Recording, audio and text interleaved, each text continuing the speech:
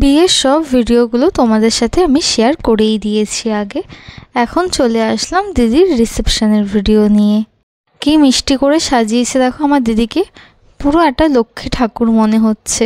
আমি আবার একটু সেলফি ক্যামেরা অন করে নিজেকে দেখে নিলাম কেমন খেদি পেঁচিটার মতন লাগছে। একটু ফুচকা খেয়ে নিলাম, তারপরে খেতে বসতেই কারেন্ট চলে গেল হুট করে।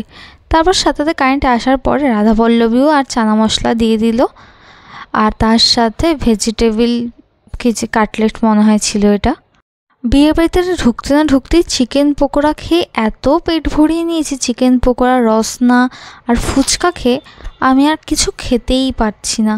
বাবার সাথে খেতে বসেছি, কিছু না খেলে পরে বকুনি খেতে হবে, তাই অল্প অল্প করে খাচ্ছি আর কি। তারপরে দিয়ে দিল মটন বিরিয়ানি, আর জামাইবাবু আর দিদিও চলে আসলো। তোমরা দেখো আমার জামাইবাবুটা কত মিশুকে আর কত হাসি খুশি। জামাইবাবুর সাথে কিন্তু আমার এর আগে কখনো কথা হয়নি, রিসেপশনের দিনই ফার্স্ট কথা হলো। এমন মনে হচ্ছে বহু দিনের পরিচিত আমরা। বিয়ে বাড়িতে ঢুকতেই শুনছিলাম যে কাঠের জালে রাঁধুনিকে দিয়ে মটন বিরিয়ানি রান্না করাচ্ছে। এত সুন্দর বিরিয়ানির স্মেল, কিন্তু দুঃখের বিষয় আমি খেতেই পারিনি। ফুচকাই আমার পেট ভরিয়ে দিল।